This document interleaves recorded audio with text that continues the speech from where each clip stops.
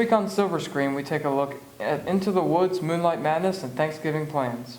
Good afternoon, Dutch Fort. Today is Friday, November 20th, and your Silver Screen report starts now.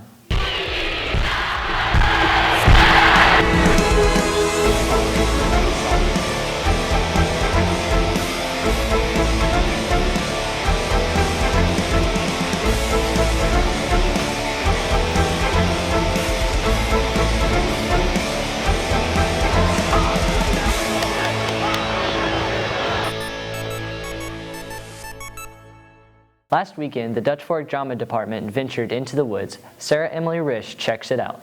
Into the Woods has multiple characters that cause the play to be entertaining for the audience. I really like Baker's wife. I think her character is really funny, and also the wolf, his character is awesome. My favorite character is Jack, just because he's got a lot of funny lines and a lot of good songs to sing. I really like the baker's wife. That's one of those kind of iconic roles that most actresses want to play in their lifetime, just because she's kind of a strong female character. Although molding into the characters may have been challenging, the cast enjoyed it because it helped them feel as though they had accomplished a new role. My character was supposed to be very, very mean, and I really had a problem with being that mean person, because if anybody really knows me, I really don't like to yell at people or hit people or be mean. I really try to be nice to everybody, but that was just a really difficult character for me. But at the same time, it was kind of fun to explore a character that was completely different from my own. My biggest struggle for me is that I'm not a very good singer, and I don't know the songs very well for this musical, unlike everyone else who knows all the songs already. So I had to learn all the songs while everyone else was already had all the lyrics in their head. Probably the physicality of the witch. She has a very hunched over, kind of evil look in the first half, and then the second half, the physicality changes completely and basically sets up as she's beautiful and has become this new character in itself. Into the Woods is helping the cast prepare for college and a new chapter in life that they will soon start. I plan on having a career in musical theater, so that's a huge part of it. Between theater and show choir, it's preparing me for my college experience. The rehearsal process played a big role in the students' perception of the play because it brought the group together as a whole, and everyone grew as actors, actresses, and friends. My favorite part, this is going to sound kind of crazy, but it was the rehearsal process. Just kind of figuring out everything and just joking around with friends and rehearsing the music and really feeling like we were getting it. I love starting with something that is nothing and ending with something that is huge and amazing and incredible, and I think it's really cool to allow students to kind of build their own skill and watch the growth as it happens. This has been Sarah Emily Risch with your Silver Screen Report. Another staple of the performing arts is coming up as the dance department prepares for its annual fall concert. Here's Zana Dill with a preview. Dance classes 4 and 5 prepare for their dance concert on December 3rd and 4th at 7 p.m., which will be $5 at the door. I have the class dance, which is all dance 4 and 5. I did a solo, and then we have the Christmas dance, and then I did a choreography project where I choreographed on other people. So I'm not actually in it, but it's my work that other people are doing. I'm in the Christmas dance and the class dance for Dance 5 and 4, and the Capsulation Project, my solo. Class dance with everyone in Dance 5, and then there's a Capsulation Project, and so Lindsay choreographed a dance. She set it on me and I'm dancing it, and then there's a holiday one, so it's a Christmas, and there's a solo that I choreographed myself. As students describe the challenges of preparing for their concert, they also describe the support they show for fellow classmates. Well, for my solo, I had to make up choreography, and for the other dances, I learned choreography, and then we practiced, and we had to get our props together and our costumes organized, and then we just, ran it a few times and practiced and cleaned it. I had to do a lot of choreography, so we had to come up with it and practice it. We had a lot of in-class practices. I had to choreograph my own solo and find my own props that matched the storyline of my solo, so I had to come up with a storyline and then the choreography that matched it with props. We try to encourage each other a lot, especially when we're learning the dances, and especially during rough draft. We encourage each other, but we also give advice on how to improve the dances. And then when it's over, we usually try to just and like pat each other on the back and like say good job. We prepare in class for the dances. She teaches us choreography, and then we go over it and clean it. And we had to choreograph our own dances. We had to do our solo and a class dance, and we had to rehearse those in class and outside of class to make sure we knew it in class. And we had to coordinate our costumes and our props together. During the concert, we usually are, cheering for each other while they're dancing, but when they're presenting their first dance, we usually just let them dance. We don't say anything, and then when they're done, we tell them that they did a good job and everything, and whenever we present rough drafts, which are like the first part of the project, we give them advice of how to make it better. This has been Zaina Dill with your Silver Screen Report. Yo, Thomas, what's up with all these premature Christmas ads, man? Yeah, I know. It seems like everyone is just skipping over Thanksgiving. Well, we talked to some Silver Foxes about what the Thanksgiving season means to them. Thanksgiving, we celebrate Thanksgiving in honor of the first pilgrims who found their way to the United States, to what would later become the United States of America. Well, I know that they came over on the Mayflower, and then And they didn't know how to grow food. And so the Native Americans decided to help them out, and they were like, "We got you." And so they decided to have a big feast together. Thanksgiving as an official holiday didn't begin until 1863 when President Abraham Lincoln, in the midst of Civil War, issued his famous proclamation. They went to a place, and then they found this bird, and it was called a turkey. And then they ate it, and then they're like, "What is this?" And it was like, when they ate it, it was like, tastes like fried chicken. Students at Dutch Fork all celebrate Thanksgiving in similar ways. We all get together and have a nice meal. My grandma makes it, and it's really great. Eat a lot of food, obviously.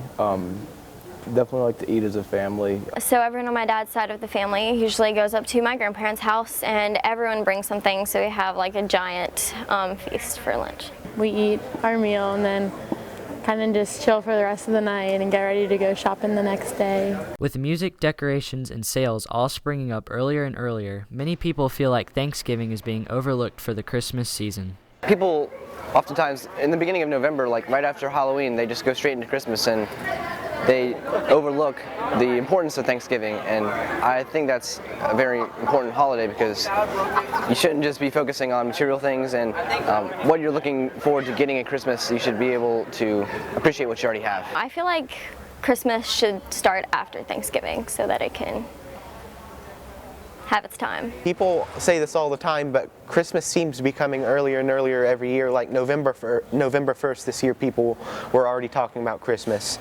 I think that people just take Thanksgiving for granted. I don't watch Christmas movies or listen to Christmas music until after Thanksgiving just because I'm pro Turkey Day. I didn't get it, especially this year. No one's even talked about Thanksgiving. They went from Halloween to Christmas. People are really focused on Christmas, and they kind of just brush Thanksgiving off. Yeah, even though my Christmas tree is up already.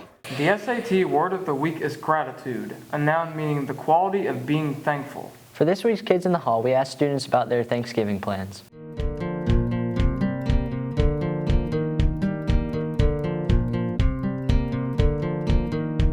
I'm probably gonna celebrate Thanksgiving with my family and go somewhere.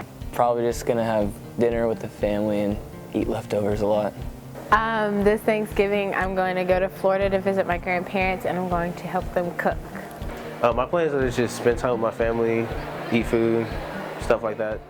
For me, Thanksgiving is a time to eat and spend time with my family. Well, here's a recipe you may want to make for your Thanksgiving dessert.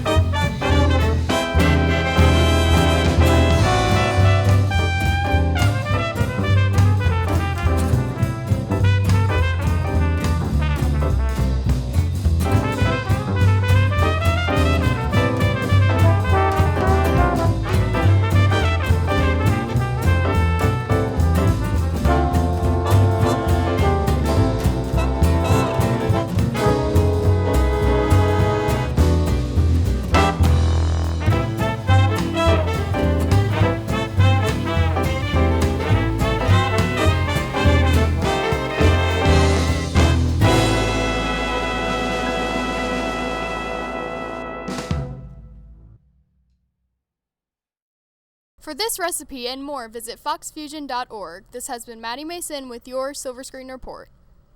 I wonder if I could be a professional cookie eater when I grow up. Man, that would be an awesome profession, but I don't think that's going to work out.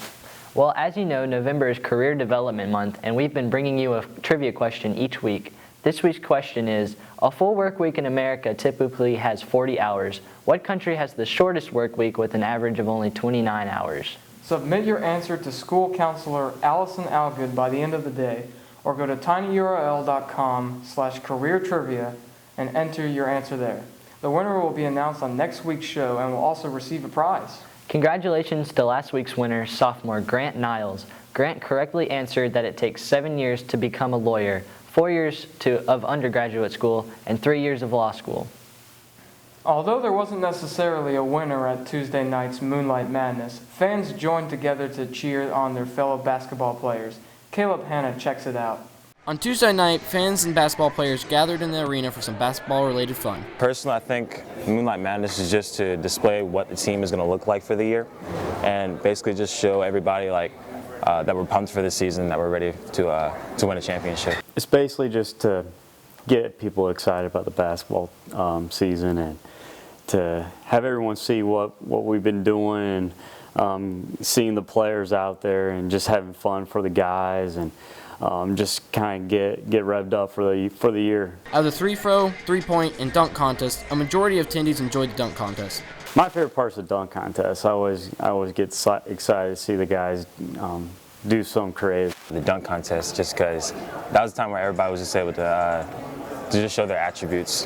Aaron, he got first. He was just the main one. He was going off and just doing all his different kind of stuff. It was just really cool to see that. My favorite part was the dunk contest, even though they weren't successful with their dunks. Players and fans gave their input on what could make next year's events even better. Maybe just have the crowd more into it. You know, it was kind of dead this year. Maybe if we had more people into it, maybe had more people just to be involved in Moonlight Madness, that could be a cool thing. I like to see more student body come. You know, we're really excited about this year. I think we're going to surprise a lot of people, but you know, I feel like if more students were involved and the pep club come, and you know, maybe we can get the band to come and whatnot. I think that'd be really a lot of fun. The players and coaches think that this event helps to bring them closer together as a family. For the guys, you know, I feel like it gets them closer together. It lets them have fun together as a team. You know, people get to see them. Bonding as a team as well on the court, you know, doing these certain activities and just having fun. Having the team to do all these kind of things like the three-point contest, the dunk contest, all that kind of stuff, it just brings us all together by allowing all of us to see what we can do. This has been Caleb Hanna with your Silver Screen Report. And now for some announcements. The Dutch Fork Community Book Club is back. The club will meet December 10th in the Media Center after school to discuss The Fifth Wave by Rick Yancey. Everyone is welcome to attend if you qualified for teacher cadet. Be sure to stop by room 261 during your lunch or academic enrichment time to find out more about the class. Here's Trey with more. Thanks, Thomas. Yearbooks are on sale now. Go to jostensyearbooks.com to place your order. Books are $80 and should be ordered by December 15th. The first round of the playoffs are tonight. Dutch Fork hosts Somerville at 7:30. Passes will not be accepted as admission. The cheerleading team competes for a state title tomorrow afternoon at the Colonial Life Arena. The team will be bringing a bus to the competition for fans. Go to the front office for more details. Thanks for watching, and we'll see you after the break. On Silver Screen, we take a look at Into the Woods, Moonlight Madness. Wait, no. Stop. I was really goofy on that one. Are you kidding me? Sorry. People are, okay. What did I actually? Yeah. Okay. Well, here's a recipe. Here's a recipe. Dang it. We were so close. It's going to be a long day. Oh my God. To be. We were so close.